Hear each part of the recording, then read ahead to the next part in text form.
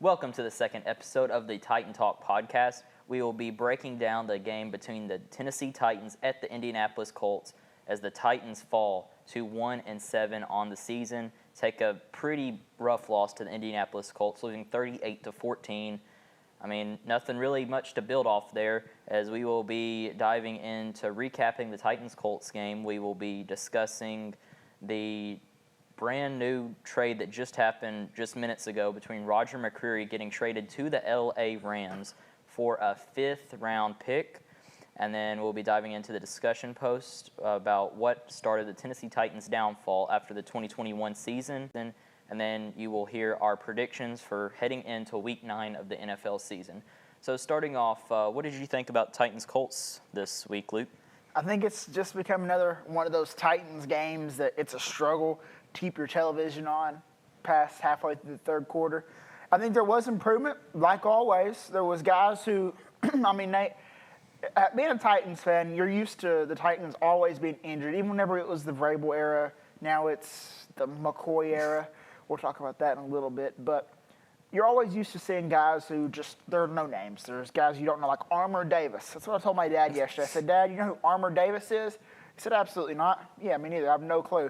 So that's where we're at in the season. And it's like we haven't got to the bye week yet. It's guys who I've never heard of, and I'm a Titans super fan, are playing meaningful football. But the Titans were competitive up until the first half, which is exactly what we saw in the Rams game. It's exactly what we saw in the New England game. We saw it in multiple games. They're competitive in the first half, but it just seems like when the rubber meets the road and the going gets tough, just the Titans, then you see how much worse they are than every other team in the NFL. I completely agree with you on that statement. The Titans, it just looks like they forget how to play football after halftime. They go out there from being just one or two scores down, and then within the span of 5 minutes into the second half, the Titans will be down by 3 or 4 scores. It's absolutely ridiculous at this point. And now I'm going to dive into the key takeaways we had between the Titans Colts. First one, this team is just plain bad. There's nothing really much to add there. They started off looking pretty good. I mean, they was moving the ball for it felt like the first time this season. Cam Ward with some nice completions throwing downfield. And then the defense struggled pretty much all day long with the absence of Jeffrey Simmons and L'Jarius Sneed, which I don't know if that would really help much. But that's just really rough to watch football games when there's teams like this going forward. And the rushing defense, like I said, they let Jonathan Taylor have 3 rushing touchdowns. I've seen where that was a history-making game where Jonathan Taylor rushed for 3 rushing touchdowns in the last 3 Titans games. That's just really sad. Because what's your thoughts on the rushing defense and Jonathan Taylor's performance from yesterday's game? I mean, I knew Jonathan Taylor was going to do good. Like, there was no question in my mind. When I saw Jeffrey Simmons was going to be out on Wednesday, I knew Jonathan Taylor was definitely rushing for over 100. How it happened, it was just disheartening. They couldn't tackle him at all in that game. Only whenever it didn't matter could the Titans manage to tackle. But also, on another factor is, my key takeaways is, first of all, Cam Ward. Cam Ward, the Titans are so bad right now, and most rookie quarterbacks would have already completely crumbled. They would just be scared in the pocket, scared to turn the ball over. I think Cam Ward might be the only rookie quarterback I've ever saw since I've been alive that can actually handle this. He's not phased. He's still making mistakes, but he's still improving. He's still growing. He's still going down in the pocket. I mean, just this offensive line, they're not helping Cam Ward whatsoever. The Titans have no culture on defense, but offensively, the receivers, they're still dropping passes. You take a look at Van Jefferson. He had 8 targets. He caught 1 of those targets. And they were some catches that, they're tough catches, but every catch in the NFL is going to be a tough catch to make. He should come down with most of those. A couple of ones on the sideline who just couldn't get his feet in. Like, Cam Ward's putting the ball in places that his receivers can succeed, but they're just not succeeding. And then his offensive line, they're just crumbling. Yeah, I think receivers are a big issue in this team. Going from, like you said, Van Jefferson with 8 targets in the game, 1 catch coming up once. And then Cam Ward, I think this was Cam Ward's best played game so far this season. He had a really good completion to, I think it was Chimere DK in the first quarter, where it got him to around the 50-yard line for the first time in the game. And then I've seen a couple more plays that could have been made, but receivers dropped the ball, like the Alec Iamaner pass. It looked like an overthrow, but if you go back and watch that play, Alec slows down right as Cam throws the ball, which pretty much negates the touchdown that they could have got, and it's just really rough. But here's the thing. The Titans draft class up till now, which is week 8, it's looking a lot better than what it looked on paper. You know, DK, he's an absolute phenomenal guy. You have Gunnar Helm. He's looking like he can be a tight end for the future here in Tennessee. He's a couple contract guy. Cam Ward, he's still looking good. He's got a developmental process to go. I think there's less questions around Cam Ward this week than there were last week. You know, I think people are starting to see that he can perform Patrick Mahomes' level, and it's just he's not going to succeed on this team.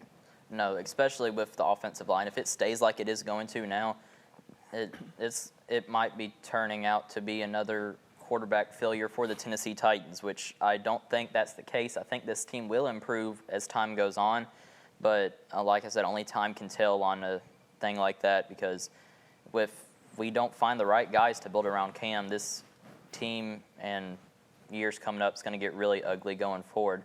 And as we was talking about Cam Ward in this Colts game, looked like Cam Ward was a little bit frustrated going into the third quarter after Titans interim head coach Mike McCoy declined to go for it in 4th and 3 at the Colts' 45-yard line when they're down by 10 points. As the Colts offense was rolling, Titans needed some points.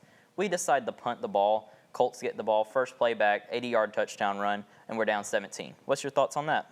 I mean, obviously, I do like Mike McCoy's answer in the press conference. He's definitely different than Brian Callahan. He's not blaming the players, the ball boys, or everyone else except for himself. He said that, you know, he takes accountability. He should have went for it. He didn't expect them to run an 80-yard touchdown next play, but he still wishes he would have went for it, and that's the same way I am. I mean, he made a mistake. He should have went for it. But Mike McCoy is not the problem. Mike McCoy is, I mean, if anything, he proved to you today that he is not going to be the coach next year. He is an interim and an interim only. And as crazy as Amy Adams-Strunk is, I wouldn't be surprised if Mike McCoy is relieved after the bye week.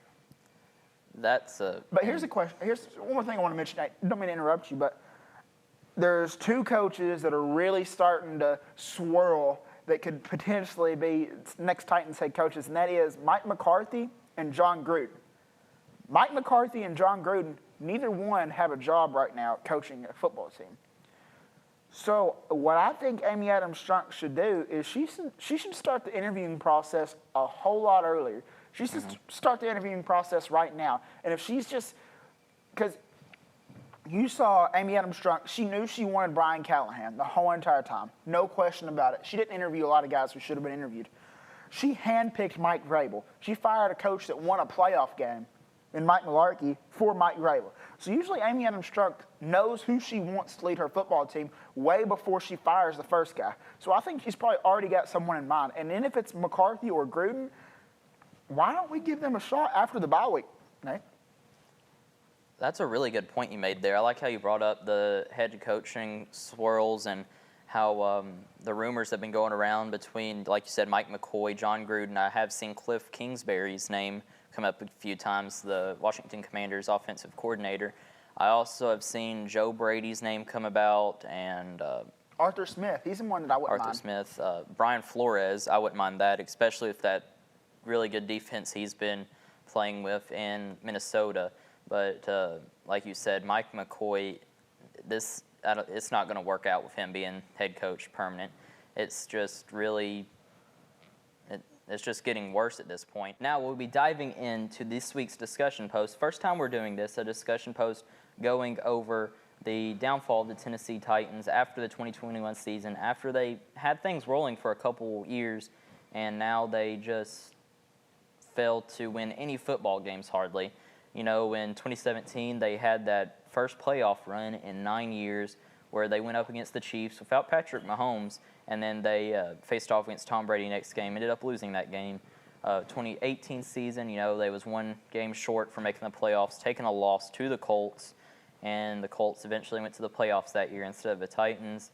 And now heading into 2019, the miraculous season that pretty much started it all with the Titans coming into the playoffs with the 6th seed in the AFC, going into first week they played it was the Patriots, right, Luke? Yep. First week they played the Patriots, and then we rolled off that win in New England. That's where we ended the Patriots dynasty. Next up, we went to the number 1 seed, which was the Baltimore Ravens. It was a cold day. There was Winter Storm Henry rolling through there, but Derrick Henry was one who actually rolled through the Ravens. One of the greatest, probably my favorite game of my Titans fandom so far. And then, of course, we went to the AFC Championship. We faced up against Kansas City. We had a lead in that game for a majority of that game. And then Patrick Mahomes rattled off like a 54-yard touchdown run right before the half. It was the dagger in us. So we fell to what would be a Super Bowl representative in the Kansas City Chiefs that year. Yeah, that game is, you could argue that game is worse than the 1 yard short in the Super Bowl, really deflating after coming into that playoff run as the underdog, ultimate underdog. If they would have won that game, would have went into Super Bowl 49, I believe, to take on the San Francisco 49ers. I do believe they would have won the Super Bowl that year if they somehow found a way to beat the Kansas City Chiefs. And, after that, the 2020 season, they did make the playoffs, won the division for the first time in a while, and they played the Baltimore Ravens here in Nashville, lost by around 10 points, I believe, and Ryan Tannehill's interception pretty much sealed the deal for that game. And 2021 season, that's where it gets really impressive. We had injuries going left and right, and then Mike Vrabel, Titans head coach, he found a way to get the job done, bringing in guys like Deontay Foreman, Dontrell Hilliard, as Derrick Henry did get injured that season, came back for the first game of the playoffs that year after we had the bye week, first week, and we had the Cincinnati Bengals come to town, and where we would have won that game if it wasn't for Ryan Tannehill's interception late in the game.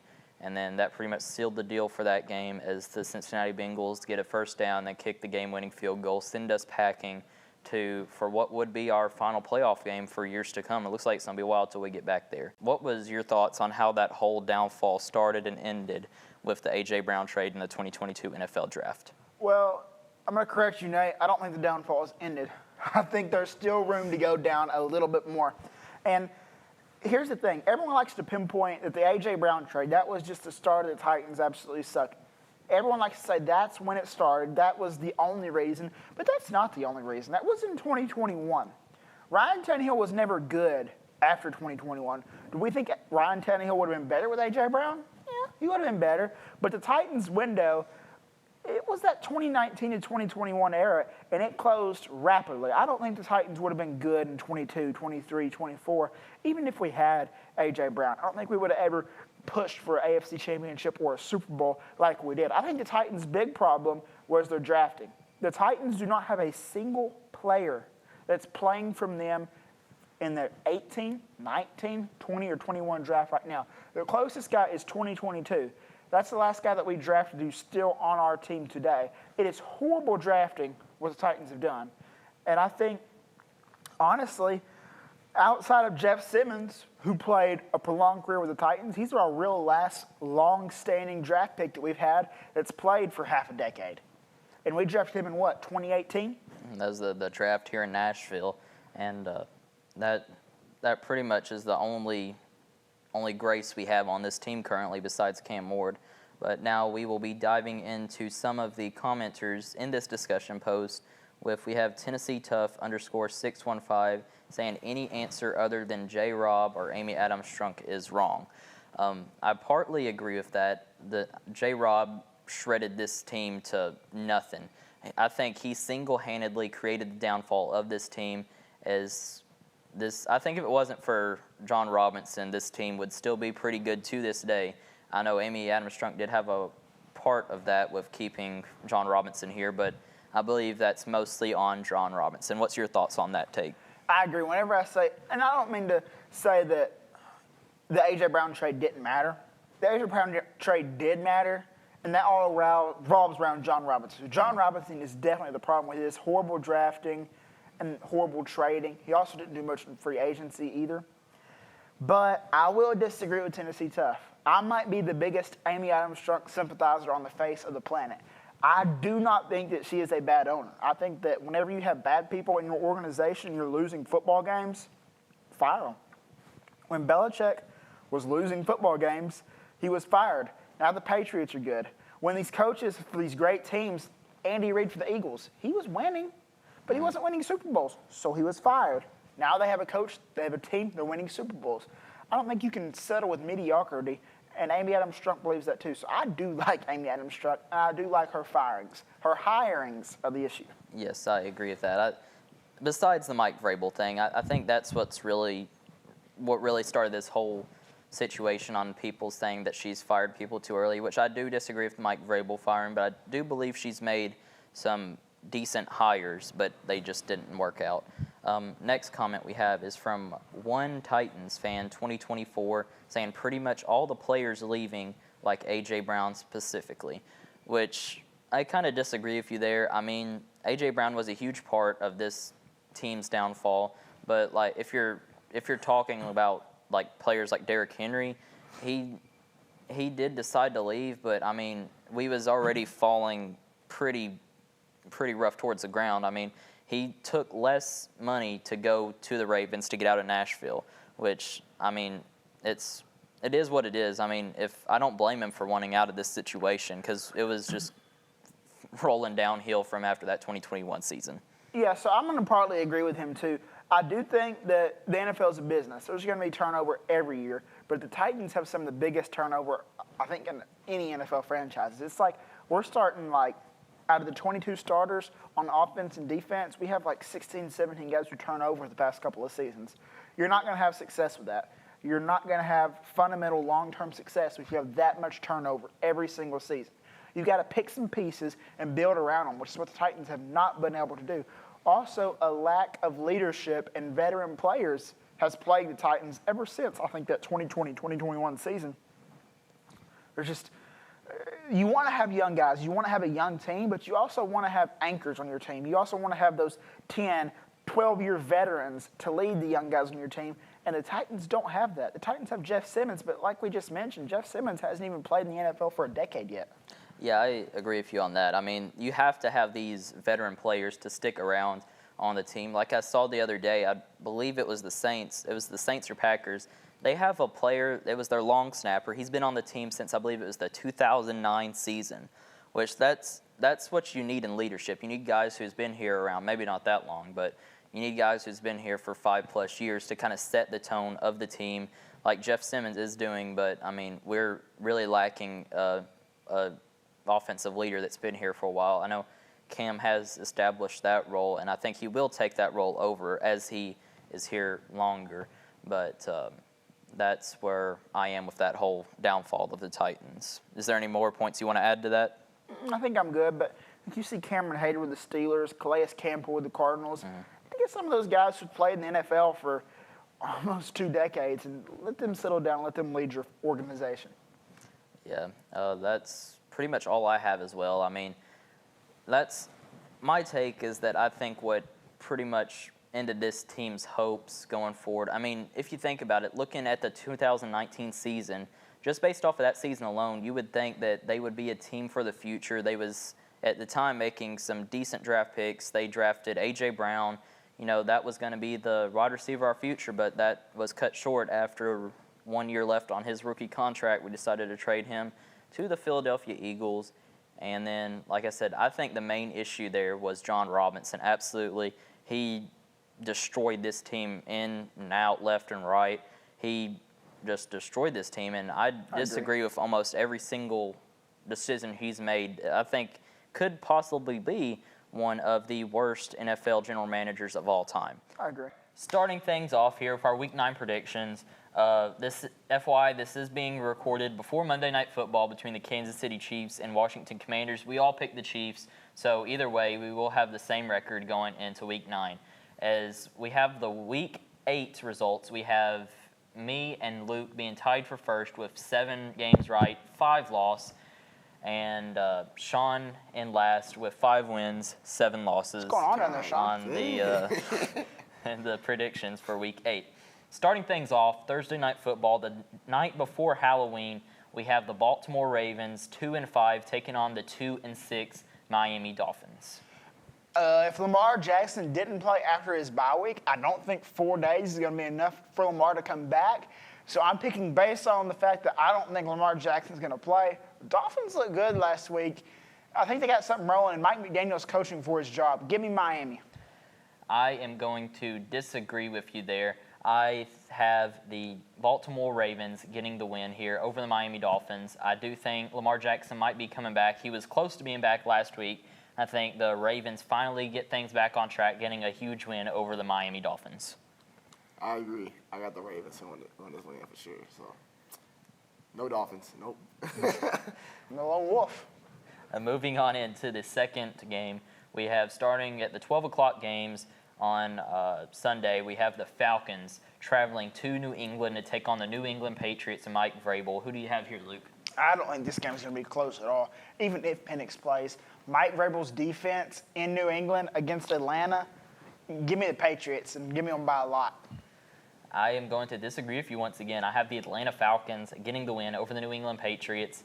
It's a very controversial decision, but the reason I'm going with that, I believe Bijan Robinson will have a bounce-back game this week, especially with Drake London possibly coming back after being out that game against the Miami Dolphins. I think the Falcons get back on track here, getting a huge win over the New England Patriots. No way. The Patriots are rolling. They're not going to lose to the Falcons, Chad. It's just not going to happen. Sean knows ball, I got Patriots for sure. I don't know about that. I got Patriots for sure. Up next, we have another 12 o'clock game. We have the Chicago Bears, who are 4-3, taking on the 3-5 Cincinnati Bengals in Cincinnati. Who do you have here? In the jungle, Joe Flacco, bounce-back game. The Bears, the Bears are good whenever they play in absolute bums, but now that they have Joe Flacco and the Bengals, I think the Bengals have more to play for here. Give me Cincinnati at home. I agree with you. I think the Bengals will continue to get things rolling after an embarrassing loss to the New York Jets, by the way. I think the Bengals get back on track here, getting a win over the struggling Bears who took a loss to the Baltimore Ravens. I agree. I got Joe Flacco and the Bengals in the jungle. So, yeah, for sure. In the jungle. Yep. Up next, we have the Indianapolis Colts.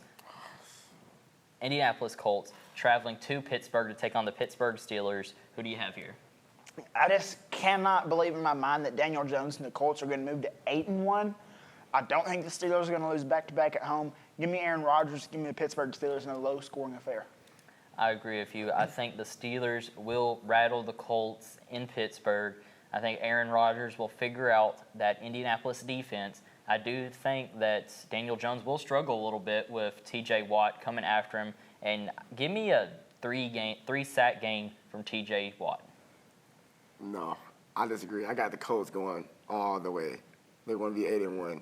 Sadly, picking the Colts, imagine. I got Colts. I picked Pittsburgh last week, and they disappointed me, so no, I got Colts. I don't know about that pick there, but moving into the next game, we have another 12 o'clock game. It's the San Francisco 49ers traveling to New York to take on the New York Jets, most likely without Cam Skattebo, which is a huge loss for that team. Oh, yeah, Skattebo's done for the season. That ankle, it was facing the other way than it should be. He's done. But also the 49ers are an unhealthy team, but give me them the win on the road. I don't think Jackson Dart's going to do too good against a rookie quarterback. I don't think Jackson Dart's a rookie quarterback is going to do too good against a solid Niners defense. Yeah, RIP my fantasy team, losing Cam Skattebo. But I agree with you there. I think the 49ers get the win over the New York Giants. I think they get things back on track here with getting Christian McCaffrey the rock, and he will get back on track with this game. I agree, Nate. I got the Niners. Yeah. Moving into the next game, really good game here. We have the 6-2 Denver Broncos traveling to Houston to take on the 3-4 Houston Texans. The Broncos have struggled on the road so far this season, and now they're coming off of that big, long home stretch going to Houston. Houston is starting to find their mojo. Give me the Texans in an upset. That's a shocking pick there. Shocking. I'm going to go with the Denver Broncos here. I think they keep things rolling. I think Bo Nix has finally found his mojo, I guess you could say. I think the Broncos will get a big statement win over the Houston Texans and keep rolling. I agree. I think Bo Nix just saved Sean Payton's job for sure because the Broncos are rolling. So, yeah, you're a lone wolf out of there, Luke. Moving into the next game, we have the Minnesota Vikings, 3-4, taking on the returning from bye week Detroit Lions, 5-2. Who do you have here? Lions off the bye, Dan Campbell. They're just going to be mad. They haven't got the opportunity to hit somebody in a week. Give me the Lions. Give me on bye a lot. This is not going to be close. I have the Detroit Lions getting a win here, taking back the crown of the NFC North after falling to second from the Green Bay Packers. I have the Lions here. I agree with y'all. Lions all the way. Yeah, I feel like J.J. McCarthy, if he does come back here, I think he is the worse quarterback than Carson Wentz. So that's a rough stretch there for the Minnesota Vikings. Moving into the next game, we have the Carolina Panthers, 4-4, taking on the Green Bay Packers in Green Bay. The Green Bay Packers with a 5-1 record. Who do you have here? Packers are a solid team. They might be one of the most well-rounded teams in the NFL so far this season. The Panthers have shocked me. I don't know if they'll be with Bryce Young or without him again. Either way, give me the Packers. I agree with you. The Packers, they look to be on a very good streak here. I have the Packers winning pretty comfortably here against the Carolina Panthers. Yeah, Packers. And they're at home? Oh, yeah, Packers going to win for sure. So Starting to get cold in Green Bay. Yeah, too. Might be seeing some snow games here coming up. Up next, we have the 4-3 Jacksonville Jaguars returning from the bye week, as they will be traveling to Las Vegas to take on the Las Vegas Raiders, who will be, who just signed former Titan Tyler Lockett. Both teams coming off of a bye. This is a trap game for Jacksonville. Unpopular opinion, but give me the Raiders. Raiders? I don't know about that. I don't know about that, yeah. I have the Jacksonville Jaguars getting a win here. They will keep things rolling as they try to catch up to the Indianapolis Colts in the AFC South. I do not think the Las Vegas Raiders are a good football team whatsoever. I do not think Tyler Lockett will make much of a difference because he struggled by a lot here in Tennessee. So give me the Jacksonville Jaguars. I got Jaguars. The Raiders are terrible. Let's be real. So just to make sure I'm getting this right. You guys are picking against me, not because you think the other team's good, but because you guys think Tyler Lockett is that bad. No. I'm just adding on to that. I think Tyler Lockett is a terrible player at this point. The Raiders are terrible. I don't think their head coach is the greatest either. I just think the Jaguars are the better team there. Who they coach? Pete Carroll. Jaguars or The Raiders? Pete Carroll. Pete Carroll. That's why Tyler Lockett's going there, so he can buddy up with him. Yeah, that makes sense. That makes a lot more sense now. Yeah. Up next, we have the New Orleans Saints, 1-7, at the bottom of the barrel for us, taking on the Los Angeles Rams, who are 5-2. Rams coming back off the bye week. Might be a tough game for the Saints. Who do you have here, Luke? Oh, I think off the bye week, Sean McVay, in my opinion, is the best coach in the NFL. Give me the Rams.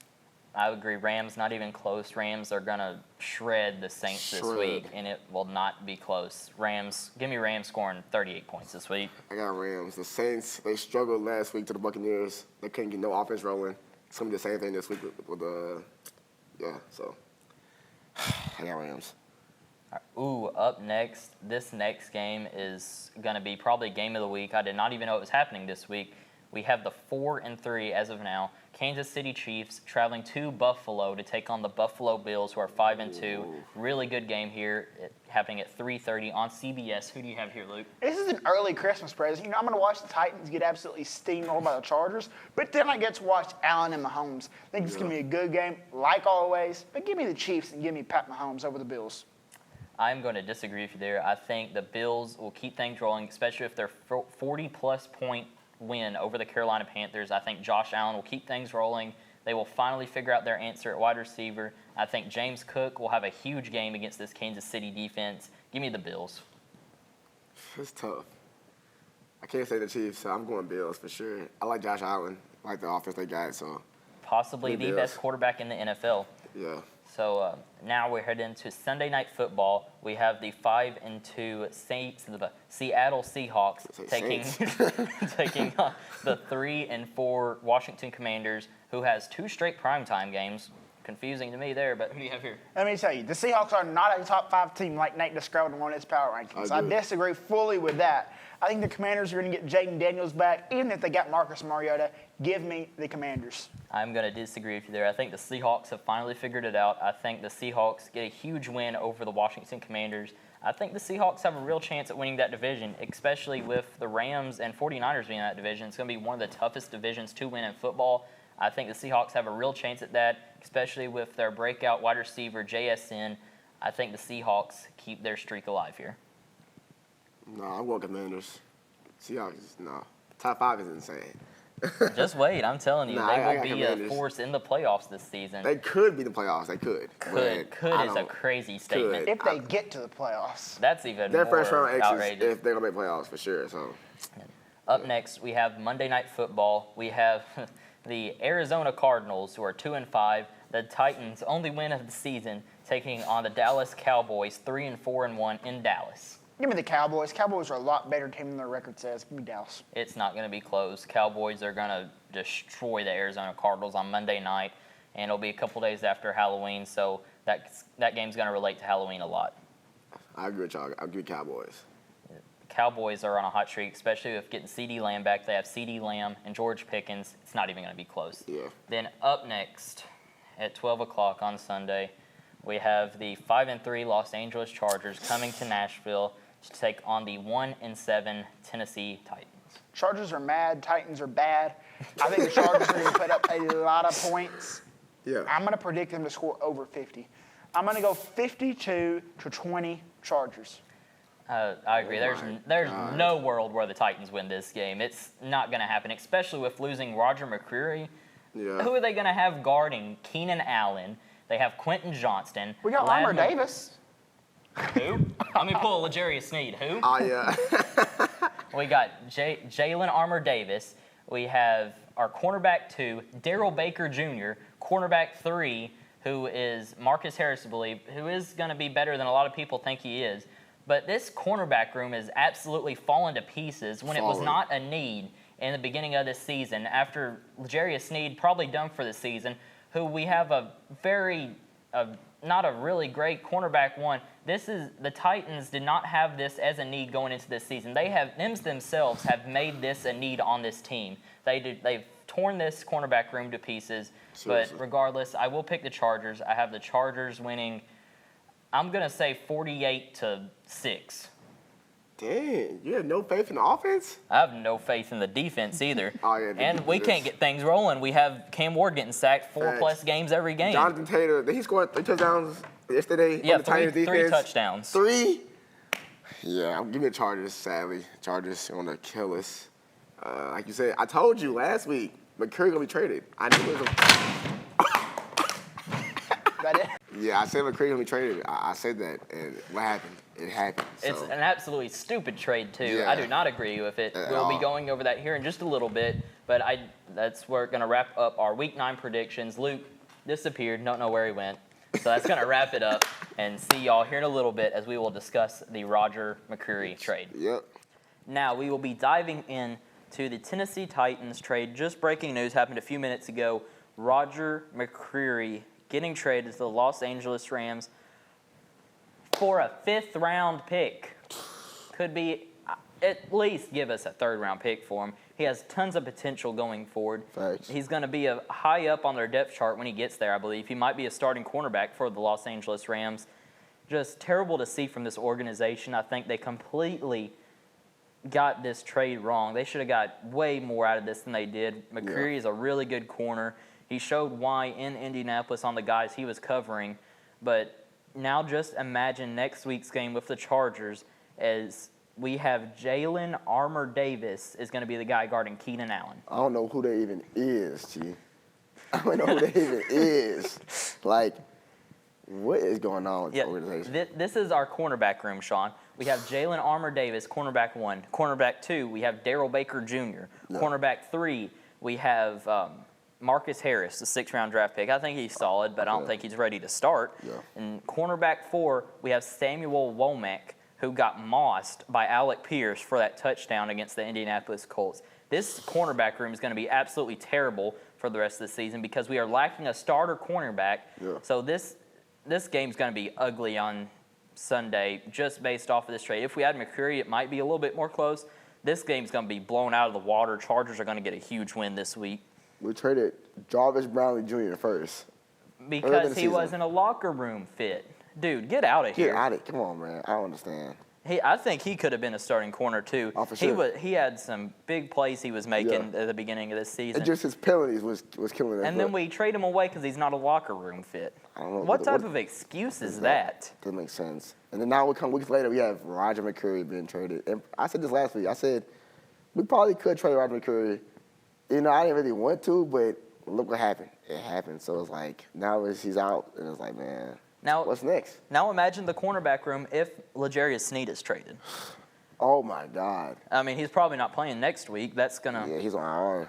But at this point, I could see him trading away every single cornerback. At this point, they don't care. They're just giving everybody corners. You want a corner? Here's a corner. You want a corner? Here's a corner. You heard what At they the said? beginning of this season, cornerback was not an issue.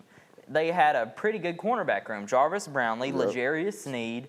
We had Darrell Baker, who's pretty solid, I think. Not ready to start, though. And now the Titans have unnecessarily made this a need for this team heading into the offseason. We are needing corners left and right now. Hopefully there's going to be some free agency. I have no idea there, but they might be having to draft a cornerback for their first-round pick this year, which is very sad to see. Yeah, because I wanted another offensive weapon like a receiver or something else. But I mean, I won't be disappointed if we get Jermod McCoy from Tennessee, the Tennessee Volunteers, or if we get Colton Hood. I think both of those guys are solid, but we need more stuff than cornerbacks. This was not a need at the beginning of this season. They have made this a need. When we already have too many holes to fill. We need edge rushers. We need receivers. We're going to need running backs. We need an offensive line, apparently. We need a new head coach, for crying out loud. This team is blown up, or imploded, I guess you would say. They have imploded from the inside. Just these decisions they make do not make much sense to me. I just feel like our hole gets deeper and deeper every season. When it doesn't need to. It doesn't need to at all. They trade guys because they're not a locker room fit. When you're at this point in your season, you don't trade guys like that when you're this bad. You keep those young guys so they can develop over time, and they will be good vets when this team is actually good. We have nobody to build off of now. Jeffrey Simmons is probably going to choose to leave us after his contract's up. We're going to have no vets here besides Cam Ward. If he stays, who knows? He might be getting traded next season. We don't know with this front office. We're not open to trading him or Cam Ward, but knowing the Titans, they do anything. So we're going to trade both of them. Watch out. Next week we'll be over here. We're going to have no Cam Ward, no Jeff Simmons. We're going to be sending Brandon Allen out there starting cornerback. Like, what is going on, dude? And we drafted Jarvis Brownlee Jr. Did we trade him? One season. He had one full season here. We can't keep none of our draft classes, it seems like. None. Because he was in a locker room fit. Come on. Next, we don't trade who? Gunnar Hill? I wouldn't be surprised. Come on, bro. I don't understand. Like, oh, my God. Or Alec. If we get rid of Alec, I might not be showing up on that episode that day, but I'm going to be too hot to be on this stage. Like, now that's why we get called a poverty franchise. That's why we get called the worst. We make these decisions that do not need to be made. At all. Lose star players like Roger McCreary should have stayed. He was young. He was a good talent. He would have progressed over time. For sure. Now the Rams have their cornerback one of the future getting. Yep. And the Rams are already a solid team. So y'all just gave him more talent. They might be in the Super Bowl this year, to be honest. They're tough. But this league has a lot of tough teams this year. So this team shocks me. Every decision they make on how bad they can get. Every decision they make, I do not think it could get worse. But they find a way to make it worse. I mean, I knew after Brian Callahan got fired, I figured it'd be worse. But it's getting worse and worse and worse for the players that trade in, the decision making. It's just like, what's next? Like, I don't understand. Like, it saddens me every week. Like, mentally, I'm done watching this team. Feels like they just opened up a yard sale. Everybody who get what you want. We'll take a 7th-round pick. We'll take anything at this point. Like, bro, like, I don't understand. Like, we're paying guys too much money, they're not performing.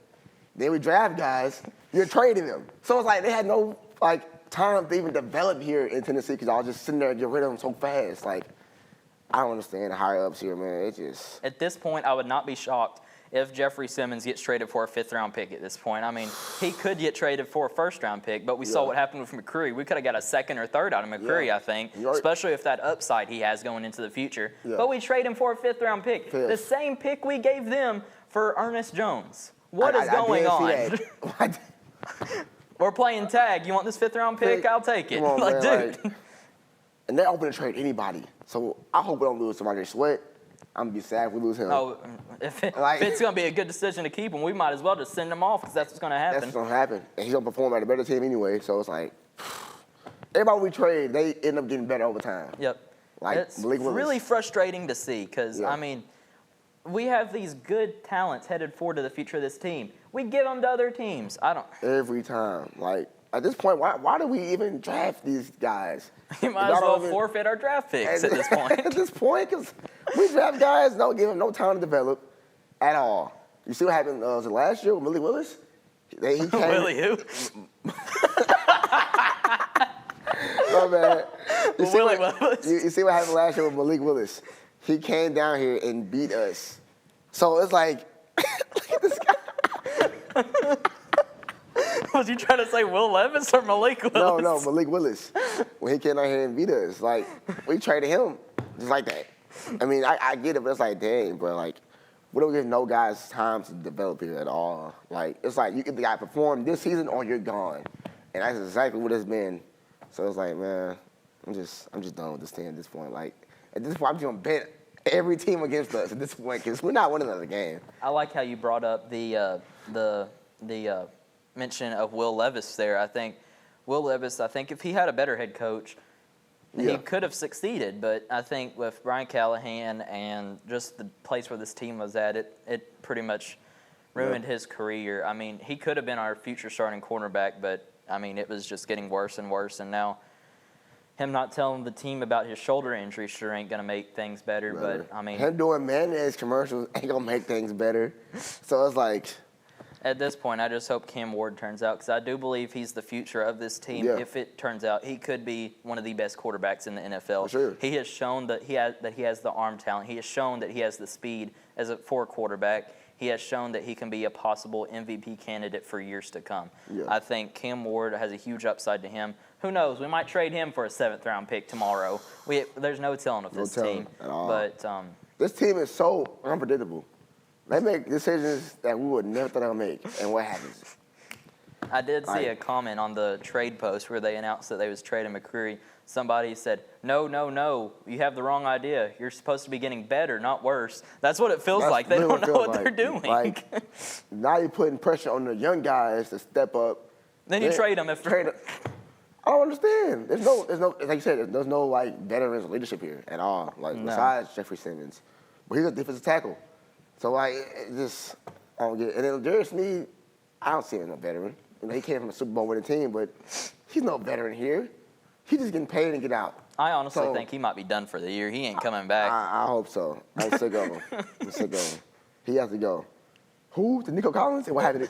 Nico Collins burned him. So, come on, bro. It just... He was actually good with Kansas City. I'll give him that. Guarding Tyreek Hill in that AFC wildcard game. Really good. But now it feels like he just doesn't know how to guard people. But that happens every time we get somebody from off the season, a free agent. They come to Tennessee and they get worse. Calvin Ridley, Tony Pollard. Who else? Like, it's 1,000 names we can keep going on. I feel like the only guy Julio Jones. Oh, my God. And then we have, who else was it?